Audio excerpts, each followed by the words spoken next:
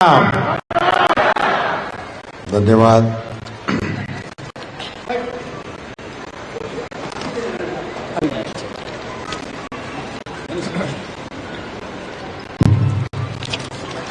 આજના સ્નેહ મિલનના સુંદર કાર્યક્રમમાં મંચ પર બિરાજમાન અમારા રાજકોટ નગરના માનનીય પ્રમુખ શ્રી મુકેશભાઈ અને આપણા સમાજનું ગૌરવ અને અમારા અધ્યક્ષ હોવાના નાતે એ અમારી સેનાના મુખિયા પણ ગણાય, લોકસભાના સભ્યભાઈ શ્રી મોહનભાઈ, રાજ્યસભાના સભ્યભાઈ શ્રી રામભાઈ, અમારા ધારાસભ્ય બેન શ્રી દર્શિતાબેન, આદરણીય શ્રી રમેશભાઈ જીવાણી, સુનિલભાઈ મહેતા, શ્રી ડીવી મહેતા, શ્રી અમિતભાઈ પટેલ,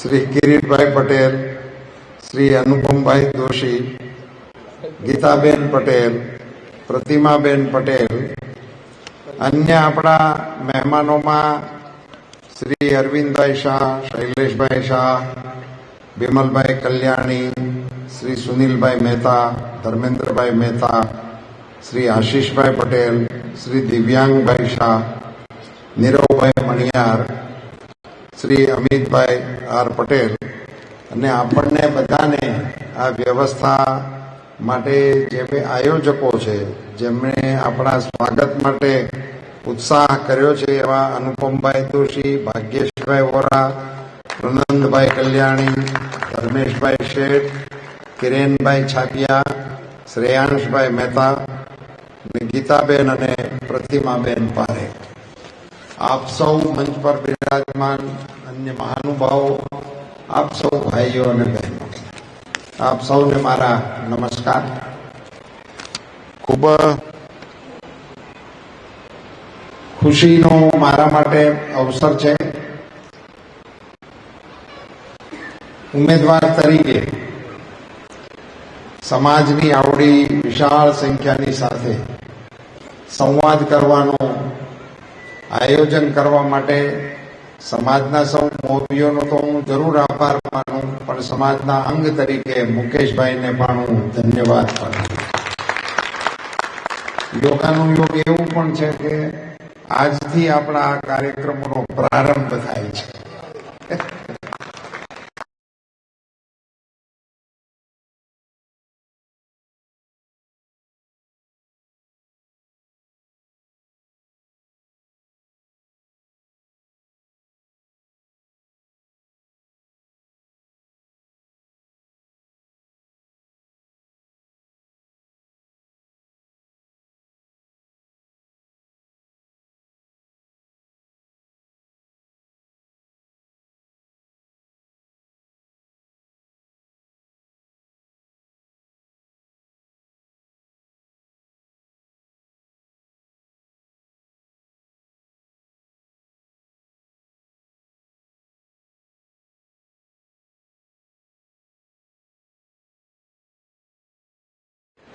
સમાજની આવડી વિશાળ સંખ્યાની સાથે સંવાદ કરવાનું આયોજન કરવા માટે સમાજના સૌ મોભીઓનો તો હું જરૂર આભાર માનું, પણ સમાજના અંગ તરીકે મુકેશભાઈને પણ હું ધન્યવાદ પાઠવું। યોગાનુયોગ એવું પણ છે કે આજથી આપણા આ કાર્યક્રમોનો પ્રારંભ થાય છે અને પહેલો વહેલો જ કાર્યક્રમ તમે મહાજનોનો ગોઠવો, એટલા માટે વણિક શબ્દ છે ને એ વણજ સાથે જોડાયેલો છે, વેપાર સાથે જોડાયેલો શબ્દ છે, પણ એમને માટે ખૂબ સુંદર ટાઇટલ એ મહાજન છે। અને આપણે આ નીતિ શાસ્ત્રોમાં એવું લખ્યું છે કે જે ગામમાં મહાજન ના હોય એ ગામમાં રાજ ન રોકાય, એવું નીતિ શાસ્ત્રોનું માનવું છે। એનો અર્થ એવો થાય છે કે મહાજનોનું કેટલું મૂલ્ય સમાજ જીવનની અંદર હશે એનો આ ઉત્તમ ઉદાહરણ છે। વર્ષોથી વેપાર, વણજ અને સમાજ વ્યવસ્થાનું આર્થિક ગતિવિધિનું કેન્દ્ર રહેનારો આ સમાજ, ને સમયે સમયે જ્યારે જ્યારે સમાજના કોઈ પણ આપત્તિના હોય કે આનંદના હોય એવા કાર્યક્રમો કે પ્રસંગો આવે તો એનું નેતૃત્વ કરવામાં કોઈ દિવસ પાછા ન રહે એ પ્રકારની આ સમાજની ભૂમિકા છે. એટલા માટે એને મહાજન શબ્દથી નવાજવાની આપણે ત્યાં પરંપરા છે. અને આપણો તો દેશ આઝાદ થયો મહાત્મા ગાંધી એમના નેતૃત્વને કારણે આપણો દેશ આઝાદ થયો. અને એને માટે તો પછી લખવું પડ્યું, વિના ખડગ વિના ઢાલ, સાબરમતીના સંત તુને કર દિયા કમાલ. જેની સત્તામાં સૂર્ય આથમતો નહીં એવડી વિશાળ સલ્તનતની સામે માત્ર પોતળી પહેરી અને સત્યાગ્રહનો પહેલો વહેલો પ્રયોગ વિશ્વની રાજનીતિમાં કરનાર એ આ દેશનો વાણી, એ આ દેશનો પહેલી વખત આ વિશ્વની રાજનીતિમાં આ પ્રયોગ, એની પહેલા આ શસ્ત્રનો પ્રયોગ કોઈ કર્યો નહોતો. સત્યાગ્રહ શબ્દ પણ બાપુનો, એનો પ્રયોગ પણ બાપુનો, અને વિશ્વના એકમાત્ર એવા નેતા છે જેની જીવનકથાનું નામ સત્યના પ્રયોગો છે. એની જીવનકથાનું નામ સત્યના પ્રયોગો છે. ને કેટલા ટ્રાન્સપરન્ટ હશે એમનું એક નિવેદન મને ખૂબ ગમે. ગાંધીજી એવું કીધું છે કે મારા બે વિરોધાભાસી નિવેદન તમને જોવા મળે તો છેલ્લું હોય માન.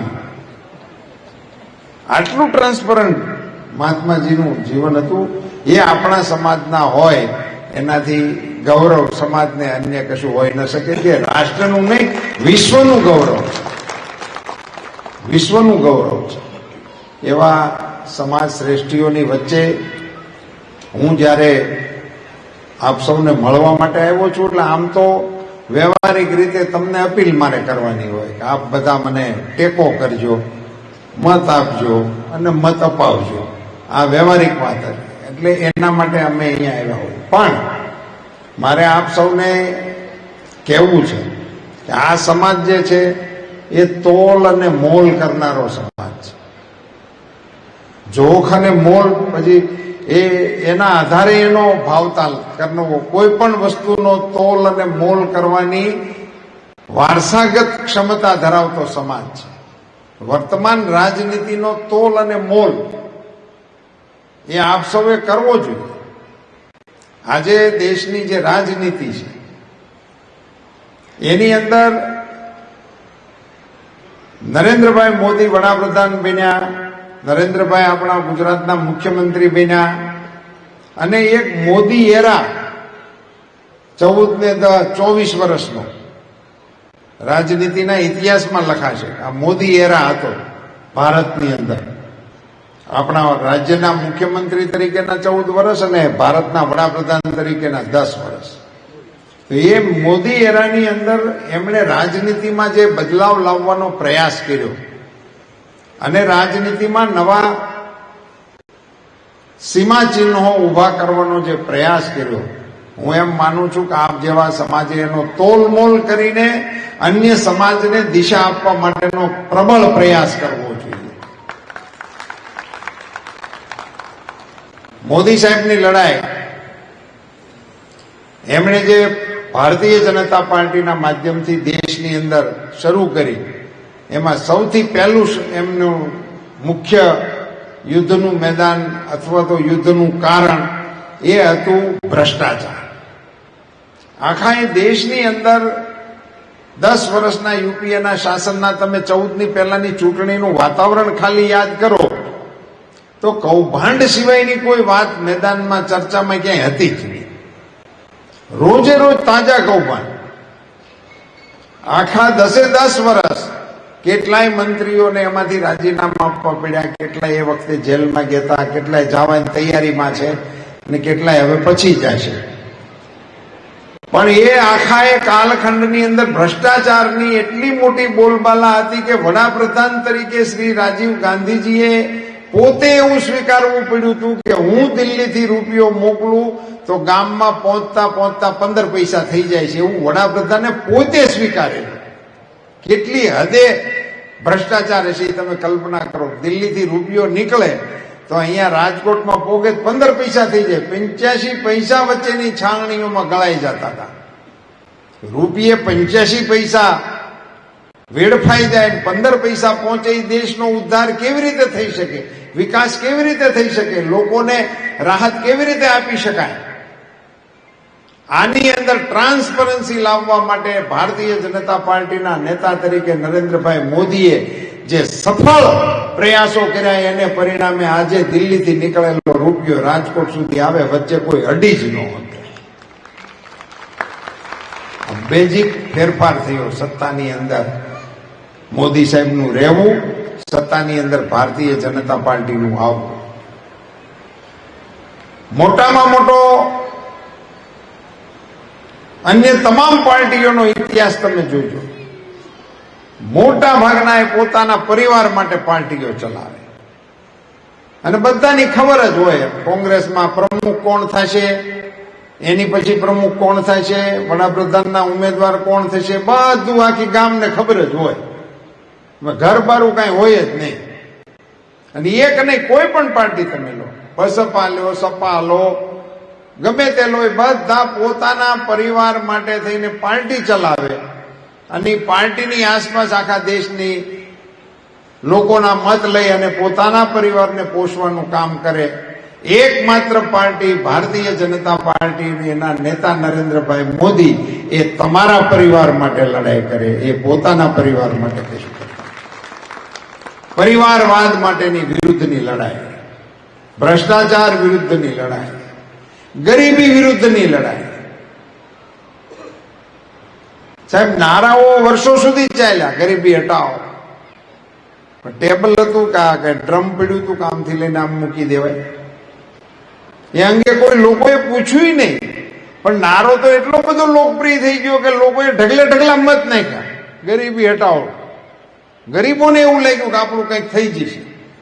અને વાસ્તવમાં કોંગ્રેસની કમિટી બેઠેલી કે આટલા બધા મત આપણને કેમાંથી મળ્યા, તો એનું તારણ આવ્યું હતું કે ગરીબી હટાવવાનો નારો લોકોને ખૂબ આકર્ષી ગયો અને એને કારણે ગરીબોએ આપણને ખૂબ મત આપ્યા. એટલે મિટિંગે ઠરાવ કર્યો કે ગરીબો ન ખૂટવા જોઈએ, એ આપણા મતદારો છે. અને ફિક્સ ડિપોઝિટમાં મૂક્યા હતા, એના બમણા કર્યા. હટાવવાનો કોઈ વિષય જ નહોતો. કયા પ્રકારે આ દેશ ચાલી ગયો આટલા વર્ષ, અને ત્યાં છેવાડે કશું પહોંચતું જ નથી. તમને યોજનાઓના ઉદાહરણ આપીશ તો તમને આશ્ચર્ય થશે. અમારી આ પેઢીની આગલી પેઢીમાં સંસદ સભ્યને 10 ગેસ કનેક્શન મળતા હતા એની ભલામણથી. કદાચ તમે કોકે લીધા એ છે. 10 કનેક્શન એક સંસદ સભ્યને એક વર્ષે 10 કનેક્શન મળે. હવે 10 કનેક્શનમાં અહીંયા રાજકોટના સંસદ સભ્ય તરીકે રાજકોટની 3.5 વિધાનસભા, 3.5 વિધાનસભા ગામડાની, એમાં 10 કોને આપવાના? 7 તો ધારાસભ્યો હોય. અમારી આવડી મોટી ટીમ હોય તાલુકા પંચાયતની, અહીંયા 50 તો કોર્પોરેટર હોય. સંગઠનની આવડી મોટી ટીમ હોય, ટેકેદારો. કોને આ કેટલા 10 કનેક્શનમાંથી કોને આપવું, કોને ન આપવું? તમે વિચાર કરો કેવી યોજના હશે. અને એ 10 પ્રમાણે જો આપણને કનેક્શન આપીને દેશને કનેક્શન વાળો કરવો હોય તો આપણી 100થી પેઢી એ કનેક્શન વાળા ન થાય. નરેન્દ્રભાઈ મોદી વડાપ્રધાન બન્યા, સ્કેલ બદલ્યો. વર્ષે 1 કરોડ કરતા વધારે કનેક્શનો આપવાનો કાર્યક્રમ શરૂ કર્યો અને આજે 11 કરોડ લોકોને કનેક્શન, 11 કરોડ પરિવાર કનેક્શન.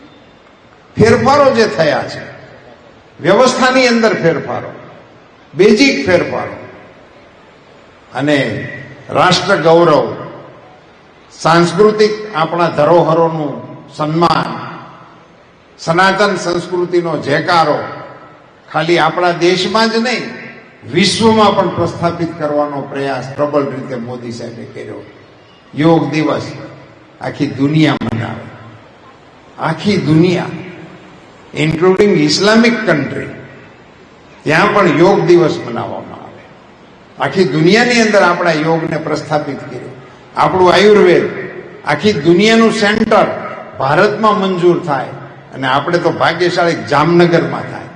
આખી દુનિયા હવે આયુર્વેદની અંદર જામનગરમાં જે નિર્ણય થાય એ આખી દુનિયાએ માનવાનો, એવા નિર્ણયો નરેન્દ્રભાઈના રાજમાં થાય. સલામતી અને સિક્યુરિટીની દૃષ્ટિએ આજે વિશ્વમાં એકમાત્ર નેતા નરેન્દ્રભાઈ મોદી જે ફોન કરીને રશિયાના પ્રમુખને કહી શકે કે ધીરા રહેજો, આપણે અણુબોમ્બનો ખતરો નથી કરવો. કોઈ કહી શકતું નહોતું, એકલા નરેન્દ્રભાઈ કહે છે. મિત્રો, હું આપને શું કહું, દેશવાસીઓએ તો નરેન્દ્રભાઈને ત્રીજી વખત વડાપ્રધાન બનાવવાનું મન બનાવી લીધું છે, પણ વિશ્વનું મન છે કે નરેન્દ્રભાઈ મોદી વડાપ્રધાન બને, દુનિયાનું મન છે. આ પ્રકારની સ્થિતિમાં જ્યારે આ ચૂંટણી આપણે લડવાની હોય અને વિકસિત ભારત બનાવવાના લક્ષ્ય સાથે, સાહેબ હું જાહેર જીવનમાં 50 વર્ષથી છું. મેં હજી સુધી કોઈ સરકારને પૂછવા માટે નીકળ્યા હોય કે તમારા ગામમાં કાંઈ બાકી છે એવું પૂછવા માટેનો કોઈ રથ અટાણ સુધીમાં કોઈ કાઢ્યો નથી. નરેન્દ્રભાઈ મોદીએ વિકસિત ભારત યાત્રા કાઢી અને શહેરના વોડે વોડમાં અને ગામે ગામમાં જઈ અને પૂછ્યું કે તમારા ગામમાં ગેસ કનેક્શન કોઈ બાકી, પાણીના કનેક્શનનો કોઈ પ્રશ્ન. સરકારી યોજનાઓ જે ત્યાંથી બની છે એ આપણા સુધી કેટલી પહોંચી એનો લેખાજોખા કરવા માટે સરકાર તરફથી સત્તાવાર રીતે યાત્રા નીકળે અને એમાં પેન્ડિંગ હોય તો કેટલીક યોજના તો સ્થળ ઉપર ફોર્મ ભરાયા કે આટલા ગામમાં બાકી છે તેના ફોર્મ ભરો, એને આપવા માટેના પ્રયત્નો શરૂ કર્યા. મારે આપ સૌના ધ્યાન ઉપર નમ્રતાપૂર્વક મૂકવું છે કે નરેન્દ્રભાઈએ નિર્ણય કર્યો છે કે યોજના સરકારની બને એમાં જેટલા લાભાર્થી નક્કી થયા હોય એ 100% લાભાર્થીને એનો લાભ મળવો જ જોઈએ. એ પ્રકારે હવે સરકારનું સંચાલન કરો. હવે એવું નહીં 50% મળી ગયા, 60% મળી ગયા, બહુ સારું કહેવાય. 80% અમલ થઈ ગયો, ભયો કલેક્ટરનું વતન સન્માન કરી નાખવામાં આવે, એવું નહીં. 100% એને લાભ મળવો જોઈએ. હું આ મહાજનોની સભાને અપીલ કરવાના મતનો છું મિત્રો, કે જે સરકારના વડા પોતાની સરકારની યોજનાઓનો 100% અમલ થાય એવો જે સરકાર દ્વારા પ્રયાસ કરતા હોય તો નાગરિક તરીકે આપણે સામો એક અવાજ આપીને એવું તો ના કહી શકીએ કે આપણે 100% મતદાન કરશું. એ કરવું જોઈએ કે ના કરવું જોઈએ? 100% મતદાન કરવા માટેનો આ વખતે પ્રયાસ થવો જોઈએ. બે કારણો છે મિત્રો. એક તો મોદી સાહેબની સરકારી યોજનાઓનો 100% અમલ કરવાની દિશામાં લઈ જવાનો નિર્ણય, એના પ્રતિસાદ રૂપે પણ નાગરિકોએ 100% મતદાન કરવું જોઈએ. અને અયોધ્યામાં રામ આવ્યા પછી પહેલી વખત મતદાન થાય છે મિત્રો. 550 વર્ષ સુધી જેની પ્રતીક્ષા હતી, 550 વર્ષ સુધીના સંઘર્ષ અને બલિદાનો પછી સુખરૂપે શાંતિથી રામલલ્લાને અયોધ્યાની અંદર પ્રાણ પ્રતિષ્ઠા મહોત્સવ 22મી જાન્યુઆરી કરાવીને મોદી સાહેબના આ કાર્યક્રમને કારણે જેથી હાચુકલા રામ લંકા વિજય પછી અયોધ્યામાં આવ્યા છે ને ત્યારે અયોધ્યા પૂરતો જલસો થયો હોય છે. આપણી બાજુ તો સમાચાર કોકે દીધા છે ત્યારે કંઈક વાવડ આવ્યા છે, પણ તેથી શું થયું છે આપણને ખબર નથી, એના ઉલ્લેખ પણ મળતા નથી. પણ આ વખતે 22મીએ જે પ્રાણ પ્રતિષ્ઠા થઈ એનો જલસો આખા એ દેશમાં નહીં દુનિયાભરની અંદર થયો, દુનિયાભરની અંદર. એની પછી પહેલી વખત મતદાન છે. પેલા તો પહેલી વખત એક વખત મતપેટી નહીં તો ખબર પડવી જોઈએ ને જય શ્રી રામ. ખબર પડવી જોઈએ કે ના પડવી જોઈએ? આપ સૌને મારી વિનંતી છે કે પ્રચંડ મતદાન કરો, 100% મતદાન તરફ આપનો પ્રયાસ કરો. હું તો સમાજના મોભીઓને વિનંતી કરીશ કે તમારું સામાજિક સ્ટ્રક્ચર જે પ્રકારે છે તો એનું મોનિટરિંગની સિસ્ટમ કરો અને સમાજ તરીકે તમે મતદાનના બીજે દિવસે ઘોષણા કરી શકો કે અમારા સમાજે 100% મતદાન કર્યું છે, તો અન્ય સમાજને પ્રેરણા મળે એવું કામ પણ થઈ શકે. એની વ્યવસ્થાઓ હવે આપણે વિચારવી જોઈએ અને એને માટેના હવે ટેકનોલોજીનો એમાં ઉપયોગ થઈ શકે એમ છે. મુકેશભાઈ પાસે જશે એવી ટેકનોલોજી, એમાં એનો પ્રયોગ કરી અને તમે 100% આપણા સમાજ તરીકે આપણે મતદાન કર્યું છે એવું એક રેકર્ડ પ્રસ્થાપિત કરીને અન્ય સમાજને પણ આપણે દિશા આપીએ એ દિશામાં આપ સૌ પ્રયાસ કરશો એવી નમ્ર વિનંતી સાથે પુનઃ આપ સૌએ મને આટલી વિશાળ સમાજના ભાઈઓ બહેનોની સાથે સંવાદ કરવાનો અવસર આપ્યો એ માટે સમાજના સૌ મોભીઓનો આભાર માનું છું. ધન્યવાદ. ભારત માતા કી, ભારત માતા કી. આપનો